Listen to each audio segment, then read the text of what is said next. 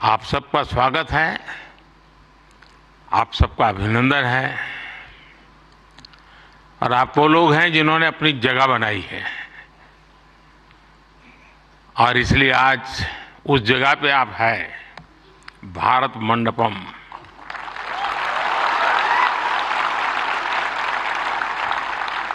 और बाहर सिंबल भी क्रिएटिविटी से जुड़ा हुआ है आते ही। और यही जगह है जहां G20 से सभी मुखिया यहाँ इकट्ठे हुए थे और आगे की दुनिया कैसे क्रिएट करनी इसकी चर्चा कर रहे थे। और आज आप लोग हैं जो भारत का भविष्य कैसे क्रिएट करना उसकी चर्चा करने के लिए आए हैं। साथियों, जब समय बदलता है, टाइम चेंज होता है, जब नए युग की शुरुआत होती है तो उसके साथ कदम से कदम मिलाना ये देश का दायित्व होता है। आज भारत मंडपम में देश अपने उस दायित्व को पूरा कर रहा है। पहले नेशनल क्रिएटर अवार्ड्स यानी पहला है, ये आयोजन नए दौर को समय से पहले पहचान देने का आयोजन है।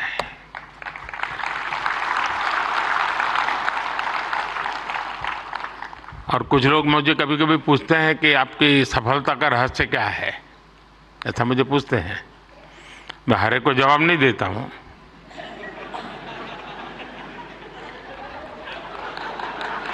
कोई रेस्टोरेंट वाला अपना किचन दिखाता है क्या?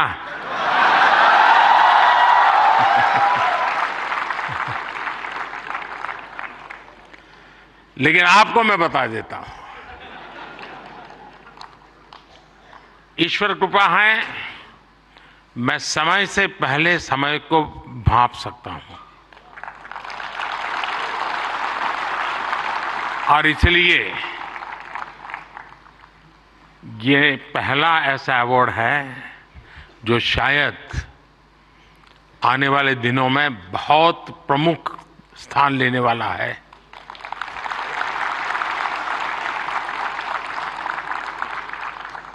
ये इस नए युग को एनर्जाइज कर रहे आप सब युवाओं को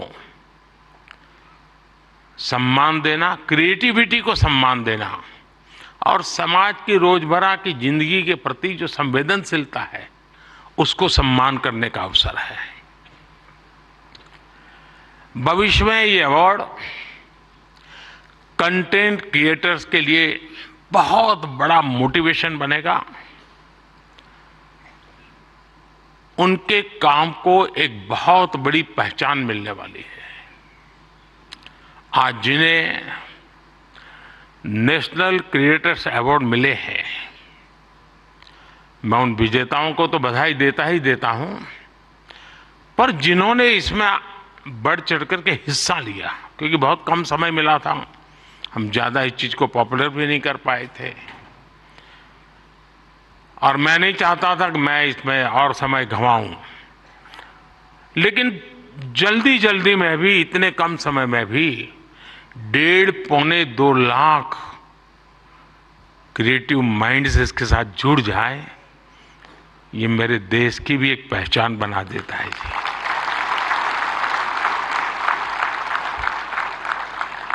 और साथियों, आज एक और पवित्र संयोग है। ये पहला नेशनल क्रिएटर्स अवार्ड महाशिवरात्रि के शुभ दिन पर आयोजित हो रहा है।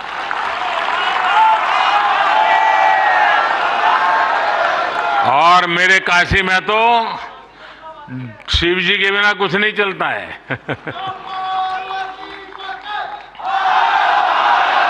महादेव।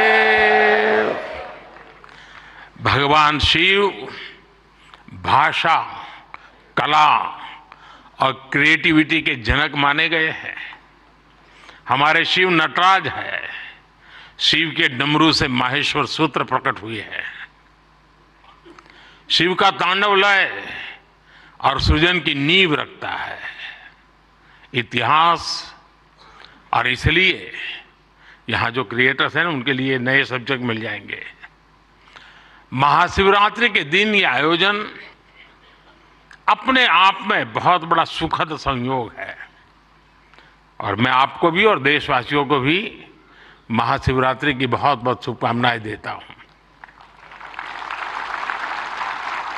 फ्रेंड्स, आज इंटरनेशनल वुमेन्स डे भी है, लेकिन मैं देख रहा हूं पहली बार पुरुष ताली बजा रहे हैं, वरना उनको लगता है हमारा तो कोई डे आता नहीं। आज जो अवार्ड मिले हैं उनमें भी बहुत सारी बेटियां मैदान मार गई हैं। मैं उनको भी बधाई देता हूं और भी मैं देख रहा हूं क्रिएटिव वर्ल्ड में हमारे देश की बेटियां बहुत बड़ी मात्रा में सबको देख रहा हूं। मुझे बहुत गर्व हो रहा है आप लोगों को देख करके। मैं देश की सभी महिलाओं को, बहनों को, बेटियों को इंटरनेशनल वुमेन्स डे की बहुत बहुत बधाई देता हूं। और आज ही मैं अभी, आप तो यहां बैठे हैं, मैं गैस सिलेंडर का 100 रुपया कम करके आया हूं।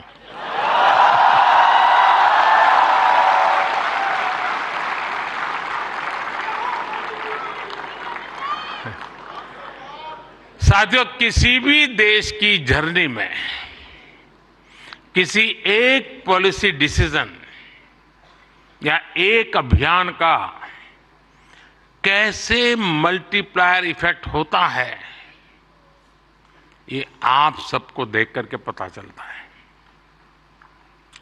10 साल में हुए डेटा रिवॉल्यूशन से लेकर सस्ते मोबाइल फोन्स, डिजिटल अभियान, इंडिया अभियान ने एक प्रकार से कंटेंट क्रिएटर्स की एक नई दुनिया क्रिएट कर दी है।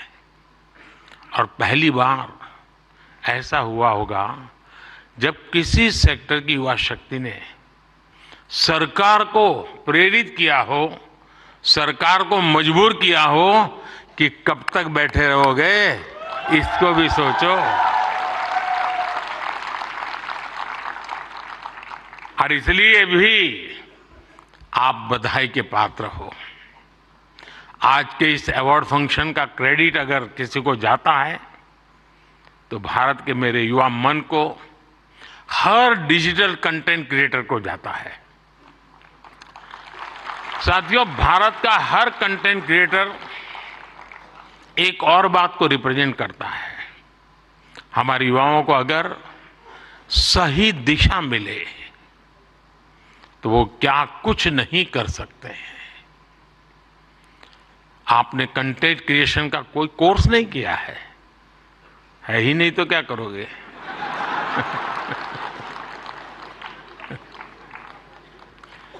पढ़ाई के टाइम करियर सेलेक्ट करते हुए ये सोचा भी नहीं होगा कि हम कंटेंट क्रिएटर जैसा कुछ बनेंगे, लेकिन अपने भविष्य को पहचाना, फ्यूचर को देखा और ज्यादातर लोगों ने वन मैन आर्मी की तरह काम शुरू कर दिया। अब ये श्रद्धा को देखिए, खुद अपना मोबाइल लेकर के बैठ जाती है। अपने प्रोजेक्ट में आप ही राइटर, आप ही डायरेक्टर, आप ही प्रोड्यूसर, आप ही एडिटर, यानी आपको ही सब कुछ करना होता है।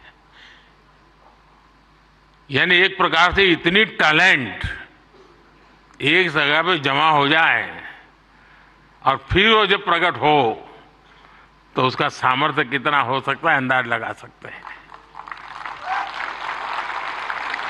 आपने आइडियाज गढ़े, इनोवेशन किए और उन्हें स्क्रीन पर जीवंत बनाया। आपने दुनिया को न केवल अपनी क्षमता से परिचित करवाया, बल्कि लोगों को दुनिया भी दिखाई। आपने जो हिम्मत दिखाई, उसी के कारण आज आप सब यहां पहुंचे हैं और देश बड़ी आशा के साथ आपको देख रहा है। आपका कंटेंट आज पूरे भारत में जबरदस्त इंपैक्ट क्रिएट कर रहा है। आप एक तरह से इंटरनेट के एमवीपी,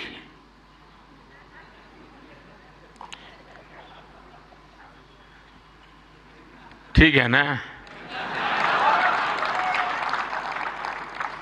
थोड़ा दिमाग खपाओ, क्रिएटिविटी बताओ अपना।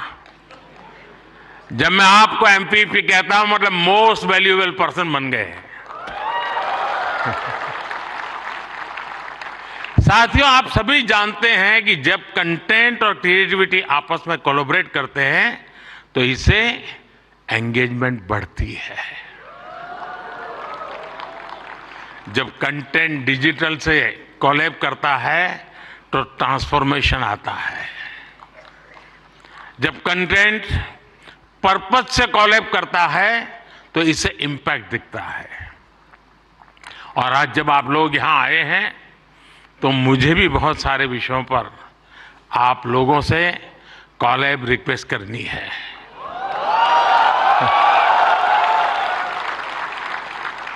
साथियों, एक जमाने में हम छोटी से छोटी दुकानों पर लिखा देखते थे, यहां बहुत टेस्टी फूड मिलता है, ऐसा देखते थे ना। कोई भी कहे वहां क्यों खाना, तो बोले टेस्टी फूड है। लेकिन आज हम देखते हैं कि दुकान वाले लिखते हैं कि यहां हेल्दी फूड मिलता है। अब टेस्टी नहीं लिखता है, हेल्दी फूड मिलता है। क्यों बदलाव आया? तो ये एक बदलाव समाज में भी आ रहा है। इसलिए कंटेंट ऐसा होना चाहिए जो लोगों में कृतज्ञ भाव जगाए, देश के प्रति आपके जो कर्तव्य हैं उनके लोगों को प्रेरित करें।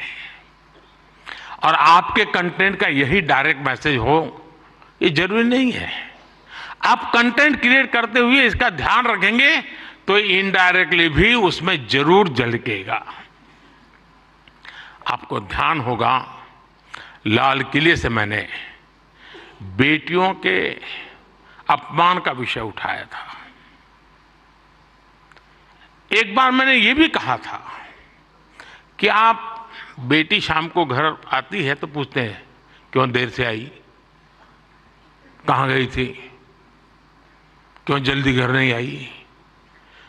मैंने लाल किले से पूछा था कि मुझे कोई तो माँ बाप बताओ जो अपने बेटे को पूछते हो कि तुम देर से क्यों आ रहे हो, कहाँ गए थे। बेटी को सब पूछते हैं, बेटे को कोई नहीं पूछता है। मैं कंटेंट क्रिएटर से कहता हूं इस बात को आगे कैसे बढ़ाएं, एक माहौल कैसे बनाएं। समान जिम्मेवारी होनी चाहिए।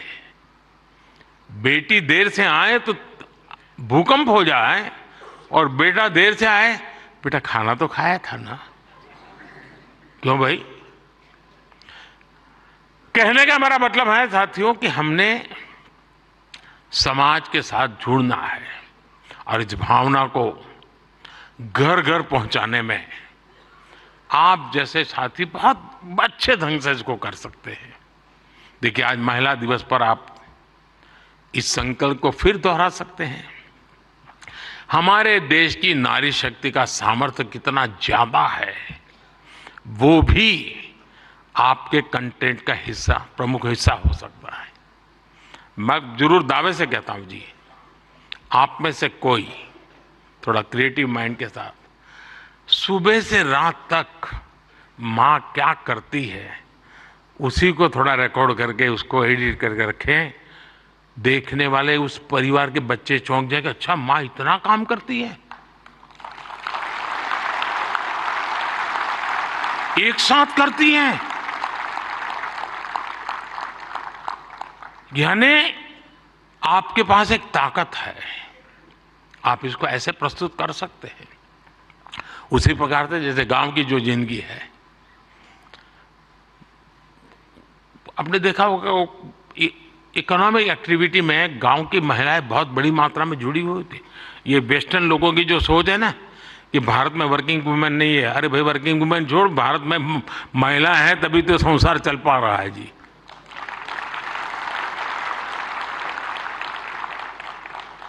गांव में आप देखेंगे इतनी इकोनॉमिक एक्टिविटी हमारी माताएं बहनें करती है। अगर ट्राइबल बेल्ट में जाएंगे, पहाड़ों में जाएंगे, तो आपको मैक्सिमम इकोनॉमिक एक्टिविटी हमारी माताएं बहनें करती हैं जी। और इसलिए हमारी क्रिएटिविटी के द्वारा हम ये जो गलत परसेप्शन बने हैं ना, बड़े आसानी से बदल सकते हैं, हकीकतों के आधार पर बदल सकते हैं। और मैं मानता हूं हम इसको करना चाहिए। अगर एक दिन की जीवन की सिर्फ साइकिल को हम दिखाएं तो पता चलेगा कि हमारे यहाँ पशुपालक हो, किसान महिला हो, मजदूरी करने वाली महिला हो, कैसे काम करती, कितनी मेहनत करती है। साथियों, स्वच्छ भारत की सफलता से आप सभी परिचित हैं और आपने उसमें सहयोग भी किया है। लेकिन ये तो निरंतर चलने वाला जन आंदोलन है। कहीं पर भी कोई सफाई की अच्छी चीज आती है, अब जैसे मैंने अभी एक रील देखा, कोई टाइगर पानी पीने जा रहा है और उसमें प्लास्टिक के बोतल देखता है, तो टाइगर मुंह से प्लास्टिक का बोतल उठाता है और कहीं पर जगह पे छोड़ने के लिए चला जा रहा है। अब इसका मतलब मोदी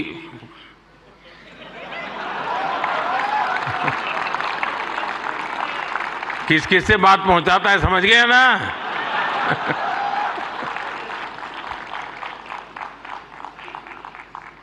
अब उसके माध्यम से आप भी पहुंचा सकते हैं। और इसलिए आप इस विषय पर भी लगातार कुछ न कुछ जरूर करते रहिए। एक अहम विषय भी मैं आपसे स्पर्श करना चाहता हूं दोस्तों। ये छोटी छोटी चीजें जो मेरे मन को छूती है, मेरा मन करता है कि क्रिएटिव माइंड के लोग हैं तो शायद मैं मन खोल करके बातें भी कर सकता हूं। मैं भाषण नहीं कर रहा मुझे। जैसे मेंटल हेल्थ, ये बहुत ही छूने वाला विषय जी। और वैसे तो डिजिटल प्लेटफॉर्म पर काफी कंटेंट हंसी मजाक से जुड़ा होता है, लेकिन कई अन्य गंभीर विषय भी होते हैं। मैं देखता हूं मेंटल हेल्थ को लेकर, बहुत बधाई हो आपको, बहुत बधाई हो, बहुत बधाई हो, बहुत बधाई हो। मैं नहीं कह रहा हूं नहीं बनाते हैं, मैंने बोला ही नहीं है जी, मैं ऐसी गलती नहीं कर सकता हूं। मुझे मेरे देश के टैलेंट पे भरोसा है, मुझे मेरे देश के लोगों की संवेदनशीलता मुझसे जरा भी कम नहीं है।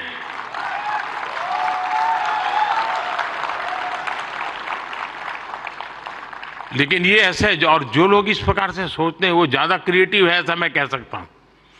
क्योंकि मेंटल हेल्थ को लेकर काफी क्रिएटर्स बहुत अच्छा काम कर भी रहे हैं, लेकिन अभी हमें इस पर और ज्यादा काम करने की जरूरत है।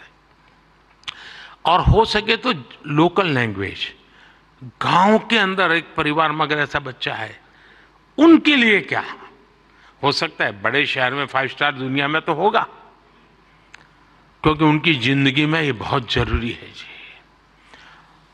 उसी प्रकार से एक बहुत बड़ा महत्वपूर्ण विषय है बच्चों में स्ट्रेस का। हमें पता नहीं होता है, पहले तो हमारा जॉइंट फैमिली होता था और बच्चे कभी दादी संभाल लेती थी, कभी दादा संभाल लेते थे, कभी नाना, कभी चाचा चाची, भाभी भाई। अब माइक्रो फैमिली है, दोनों लोग चले गए हैं, आया के पास बैठा है, पता नहीं उसको स्ट्रेस का क्या स्थिति है, कुछ पता नहीं है।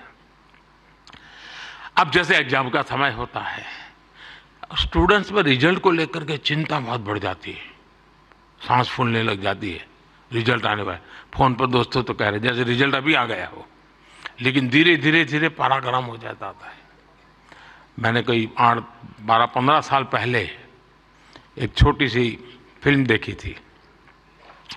उस जमाने में तो उतना वीडियो कोई पॉपुलर नहीं था, लेकिन मेरी ये रुचि है जानना, समझना, सीखना। और उसमें ये बताया गया था कि कुछ भी गलत निर्णय लेने से पहले बेहतर जीवन जीना ज्यादा आसान है और कितना जीवन सुंदर बनता है। और उस बच्चे को एग्जाम देनी होती थी, उसको लगता है ये सब मैं नहीं कर पाऊंगा, तो आत्महत्या करने के लिए सोचता है। शायद उसके जो क्रिएटर होंगे उसको याद आ जाएगा, मुझे पूरा याद नहीं क्योंकि मैंने 15-16 साल पहले इसको, 20 साल हो गए होंगे। तो उसको मन करता है कि मैं रस्से से टांग करके जान दे दूं, तो रस्सा खरीदने जाता है। तो वो उसे पूछता है कितने फीट चाहिए लंबा, तो वो सोचता है फीट क्या होता है, तो जाके पढ़ाई करता है, यार फीट ऐसे होता है। फिर वो कहता है उसको वो हुक चाहिए, तो लोहे का चाहिए, कैसा चाहिए, उसकी पढ़ाई का। फिर उसके ध्यान में आता है यार मरने से ज्यादा तो पढ़ना सरल है। बहुत ही अच्छी फिल्म बनाई है उसने, हार्डली 7-8 मिनट की होगी। लेकिन जब मैंने उसको देखा, और वो ये जो आत्महत्या करने का मूड बन जाता है बच्चों का, छोटी सी चीज है लेकिन उसके जिंदगी को एक नई राह दिखा देती है। अब आप भी जानते हैं मैं परीक्षा पे चर्चा का कार्यक्रम करता हूं। आपको लगता है कई लोगों को मजाक उड़ेगा क्या यार के प्राइम मिनिस्टर है क्या बच्चों के साथ परीक्षा पे चर्चा करता रहता है, फालतू समय का। मैं जानता हूं दोस्तों, मैं कोई सरकारी सर्कुलर नीचे निकाल करके बच्चों की जिंदगी नहीं बना सकता। मुझे उनके साथ जुड़ना पड़ेगा, उनको जानना पड़ेगा, जी जान से जुटना पड़ेगा। और उस समय यानी बारिश के बाद अगर मैं खेत में काम करूं तो काम का है, परीक्षा के दिनों में उसकी बड़ी ताकत होती है। और इसलिए मैं हर साल रेगुलरली ये कार्यक्रम करता हूं, क्योंकि मेरे मन में यही होता है कि इन बच्चों के साथ में कुछ बातें करूं, खुल करके बातें करूं। हो सकता है किसी को एक आध चीज काम आ जाए, उनके मन को छू जाए, उनका हाथ पकड़े, उनकी हैंड होल्डिंग करे, उनके माँ बाप को लगे, टीचर को लगे। साथियों ये सारे काम मैं तो रील बनाने के लिए समय नहीं निकाल सकता, तो मैं ऐसे काम कर लेता हूं, लेकिन आप तो वो भी कर सकते हैं जी। क्या हम ऐसा कंटेंट और ज्यादा बना सकते हैं जो यूथ में ड्रग्स के नेगेटिव इफेक्ट्स को लेकर अवेयरनेस लाए।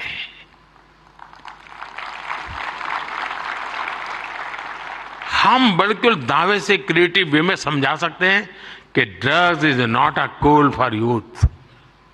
वरना क्या है यार, कूल हॉस्टल में बैठे हैं, कूल। साथियों इसमें बहुत बड़ा, और आप लोग हैं बड़े, क्योंकि आप उनके साथ जुड़ सकते हैं, उनकी भाषा में बात कर सकते हैं।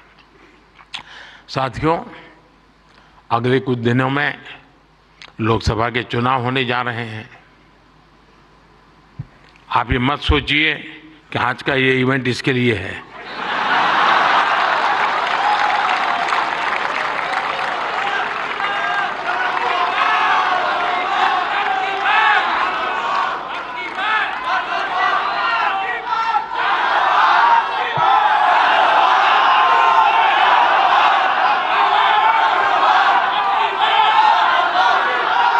और मैं आपको गारंटी देता हूं कि हो सका तो नेक्स्ट शिवरात्रि पर भी, या तो डेट कोई और हो सकती है, या ऐसा कार्यक्रम मैं ही करूंगा।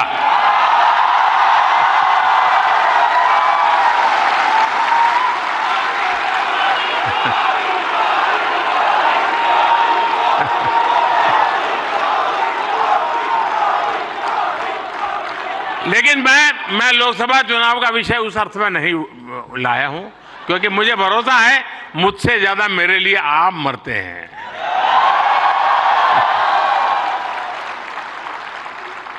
और आप मेरे लिए इसलिए मरते हैं क्योंकि मैं आपके लिए जीता हूं, और जो अपने लिए नहीं जीता है उसके लिए मरने वाले बहुत होते हैं जी।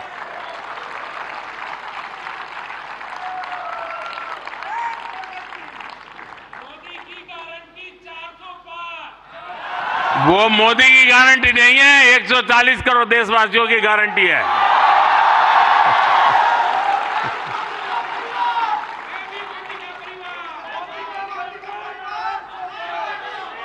ये बात सही है, ये मेरा परिवार है।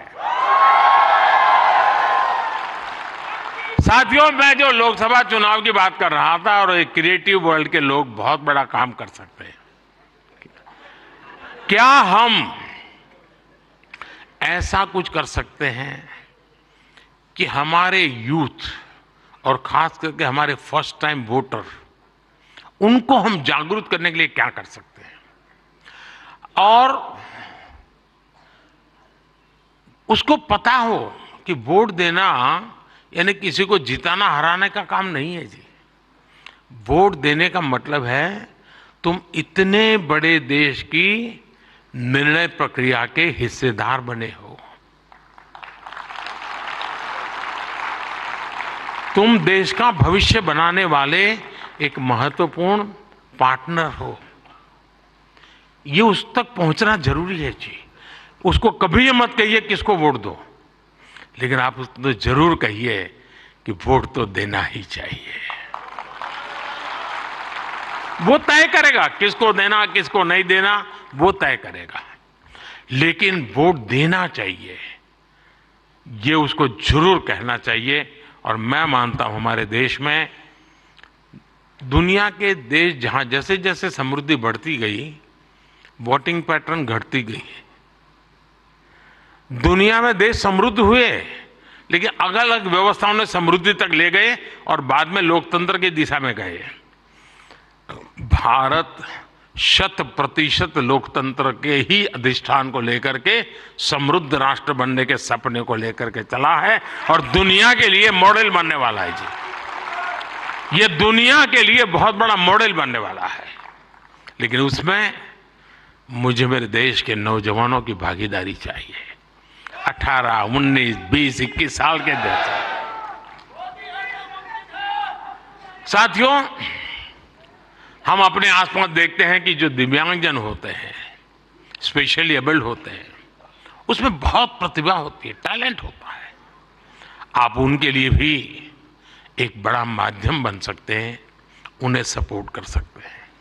हमारे दिव्यांगजनों में जो इनहेरेंट ताकत होती है, उसे बाहर लाने की आवश्यकता है। उसे भी सोशल मीडिया की शक्ति से जोड़ने की जरूरत है। साथियों, एक और विषय है भारत का इन्फ्लुएंस, भारत के बाहर और ज्यादा बढ़ाने का।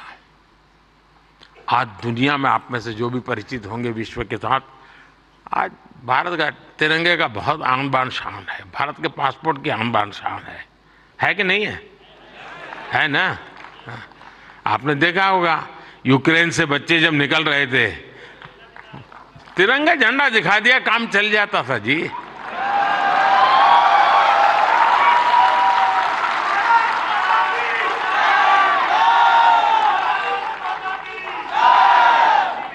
ये सामर्थ्य ऐसे ही नहीं आया है दोस्तों, ये सामर्थ्य ऐसा ही नहीं आया है। इसके पीछे एक मिशन बोर्ड में तपस्या की गई है। दुनिया में आज वातावरण बदला है, लेकिन उसको और अधिक, आज भी दुनिया में कुछ परसेप्शन ऐसे ही है हमारे लिए, हम उसको बदल सकते हैं क्या? और मैं मानता हूं, मुझे याद है मैं एक बार किसी एक देश में गया था, तो एक इंटरप्रेटर मेरे साथ था। तो परिचय वो कंप्यूटर इंजीनियर था, उस सरकार में काम करता था। तो मेरी मदद की उसने, 3-4 दिन मेरे साथ था वो, तो परिचय हो गया। तो आखिर में उसने कहा, साहब आपको बुरा न लगे तो एक सवाल पूछना चाहता हूँ। मैंने कहा क्या? नहीं साहब, आपको बुरा नहीं लगेगा ना? मैं कहा नहीं दोस्त, 3-4 दिन से आप देख रहे हो, बुरा लगने का सवाल नहीं, आप जरूर पूछिए। नहीं रहने दो साहब, नहीं पूछता हूँ। नहीं, मैंने कहा पूछो यार। उसने कहा साहब, क्या अभी भी आपके देश में सांप सपेरे जादू टोना यही होता है क्या? ये मुझे पूछा गया सवाल था जी। मैंने कहा देख दोस्त, हमारे लोग तो उस जमाने में तो बड़े ताकतवर थे, तो सांप बाप उनके लिए बड़ा बायात का खेल था। अब मैंने कहा हमारी ताकत बहुत कम हो गई है, और धीरे धीरे धीरे धीरे करके मैंने कहा वो माउस पे आ गए हैं। लेकिन मैंने कहा वो माउस से पूरी दुनिया को हिलाते हैं। साथियों, मेरे देश का ये जो सामर्थ्य है ना, इस सामर्थ्य को हम आज अगर विदेश में बैठे किसी शख्स को मैं समझता हूं हमारे सामर्थ्य से आकर्षित करें, उनको लाने की दिशा में हमारा काम हो, हम अपने कंटेंट को ऐसा क्रिएट कर सकते हैं। आप पूरी दुनिया में भारत के डिजिटल एम्बेसडर्स हैं दोस्तों, और मैं मानता हूं ये बहुत बड़ी ताकत है। आप फ्रिक्शन ऑफ सेकंड दुनिया में पहुंच सकते हैं। आप वोकल फॉर लोकल के ब्रांड एम्बेसडर्स हैं। मैं कल श्रीनगर में गया था तो एक नौजवान से मेरी बातचीत हो रही थी। मैं हैरान हूं, जो वो सिर्फ शहद का काम करता है, मधुमक्खी पालन का काम करता है, और आज ग्लोबली उसने अपनी एक ब्रांड पहुंचा दी है जी, जस्ट डिजिटल वर्ल्ड के माध्यम से। और इसलिए साथियों, आइए हम एक साथ मिलकर एक क्रिएट ऑन इंडिया मूवमेंट, मैं बहुत जिम्मेवारी के साथ आप लोगों से अपेक्षा कर रहा हूं, क्रिएट ऑन इंडिया मूवमेंट की शुरुआत करें।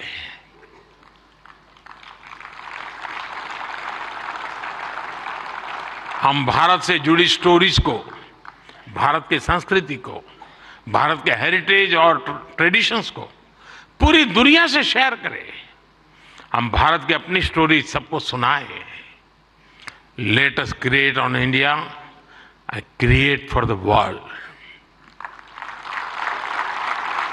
आप ऐसा कंटेंट क्रिएट करिए जो आपके साथ ही आपके देश, हम सबका देश, भारत को भी ज्यादा से ज्यादा लाइक्स दे।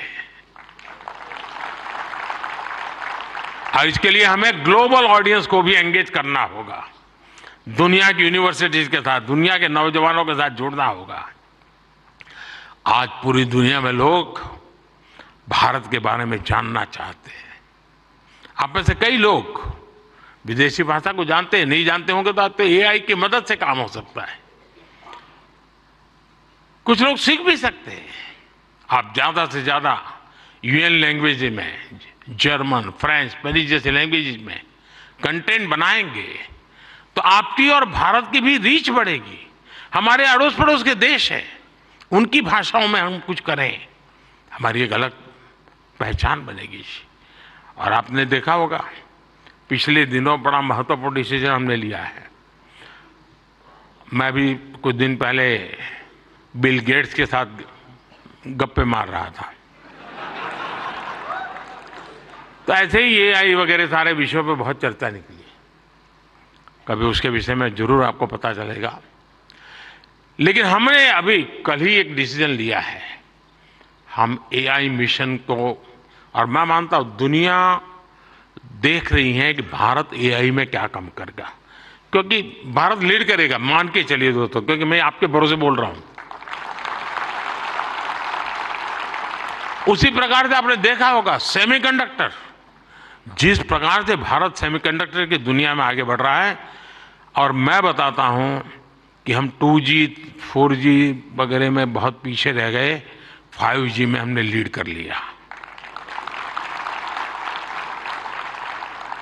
वैसा ही हम बहुत तेजी से सेमीकंडक्टर की दुनिया में, हम दुनिया में अपनी जगह बना लेंगे दोस्तों, और देखते ही देखते हम छा जाएंगे। और ये मोदी के कारण नहीं, मेरे देश के नौजवानों के कारण, मेरे देश के टैलेंट के कारण। इतना सामर्थ्य है। मोदी तो सिर्फ अवसर देता है, रास्ते से कांटे हटा देता है, ताकि मेरा देश का नौजवान तेज गति से आगे बढ़ चले। और इसलिए मैं चाहता हूं, जैसे हमारे पड़ोस के देश है, उनकी भाषा है, उनके साथ उनकी सोच समझ के अनुकूल हम जितनी चीजें पहुंचाएंगे, मैं समझता हूं हमारा नाता और जुड़ेगा। हमें अपना विस्तार करना है, अपना प्रभाव पैदा करना है दोस्तों। और ये क्रिएटिव वर्ल्ड बहुत अच्छी तरह कर सकता है। और एआई की ताकत आप जानते हैं, आजकल देखा होगा, मैं अभी जो आपसे बात कर रहा हूँ, कुछ ही समय में वो आपको हिंदुस्तान की 8-10 लैंग्वेजेज में ये मेरी सारी बातें आपको मिल जाएगी, क्योंकि मैं एआई का उपयोग करता हूँ। आपके साथ अगर यहाँ आते जाते मेरा फ़ोटो निकल गया तो आप एआई के माध्यम से वो फ़ोटो अपनी कलेक्ट कर सकते हैं। नमो ऐप पर जाएंगे, फ़ोटो बूथ पे चले जाएंगे, आराम से आपको मिल जाएगी मेरी फ़ोटो। आज से 5 साल पहले कहीं मिल गए होंगे, एक कोने में मुझे देख रहे हैं, आपकी एक आंख फ़ोटो में आई है तो भी वो आपको खींच करके ले आएगा वहाँ। ये एआई की ताकत है, हमारे देश के नौजवानों की ताकत है। और इसलिए मैं कहता हूँ सबको कि भारत के पास ये सामर्थ्य है, हमें सामर्थ्य को लेकर के आगे जाना चाहता है और नेशनल इंटरनेशनल लेवल पर भारत की एक छवि नई ऊंचाई पर ले जाने का काम हम अपनी इस क्रिएटिविटी से कर सकते हैं। एक फूड क्रिएटर किसी को मुंबई के बड़ा पाव की मशहूर दुकान तक पहुंचा सकता है। एक फैशन डिजाइनर दुनिया भर को ये बता सकता है कि भारत के कलाकारों की खूबी क्या होती है। एक टेक क्रिएटर पूरी दुनिया को बता सकता है कि मेक इन इंडिया से हम क्या बना रहे हैं और भारत में इनोवेशन कैसे बढ़ रहा है। एक गांव में बैठा ट्रैवल ब्लॉगर भी विदेश में बैठे किसी व्यक्ति को अपने वीडियो से हिंदुस्तान की यात्रा के लिए मोटिवेट कर सकता है। हमारे भारत में तो इतने अलग अलग तरह के मेले होते हैं, हर एक पर्व में अपनी एक स्टोरी होती है और दुनिया उसे जानना चाहती है। जो लोग भारत को जानना चाहते हैं, भारत के कोने कोने को जानना चाहते हैं, उनकी भी आप बहुत मदद कर सकते हैं। साथियों, इन सारे प्रयासों में आपकी स्टाइल, आपका प्रेजेंटेशन, आपका प्रोडक्ट, आपके फैक्ट्स, अगर मैं मानता हूं हकीकतों विषय में कॉम्प्रोमाइज कभी मत कीजिए। आप देखिए, एक यूनिक अंदाज में आप जाएंगे। अब देखिए, आर्टिफैक्ट्स तो बहुत होते हैं, आर्कियोलॉजी वाले ने बहुत चीज़ें निकाली होती है, लेकिन जो म्यूजियोलॉजी जानता है ना, वो जब उसको बनाता है, रखता है, तो हम उस युग में पहुंच जाते हैं। 300 साल पुरानी चीज़ देखते हैं तो लगता है कि मैं उस समय जी रहा हूँ। क्रिएटिविटी की ये ताकत होती है दोस्तों, और मैं चाहता हूँ कि मेरे देश के भीतर वो क्रिएटिविटी है जो मेरे देश का भाग्य बदलने के लिए एक बहुत बड़ा कैटलिक एजेंट बन सकता है। और इसी भावना से मैं आज आप सबको मिला, आप सबको बुलाया। आप बहुत ही कम नोटिस से आए, आपने कुछ करके दिखाया है। जूरी को भी मैं बधाई देता हूं, क्योंकि 1.5-2 लाख लोगों की एक एक बारीकी को पहुंचाना बड़ा कठिन काम है, लेकिन आने वाले दिनों में ये काम और अधिक अच्छे ढंग से, अधिक साइंटिफिक ढंग से हम कर पाएंगे। मैं फिर एक बार आप सबको बहुत बहुत शुभकामनाएं देता हूं। बहुत बहुत धन्यवाद।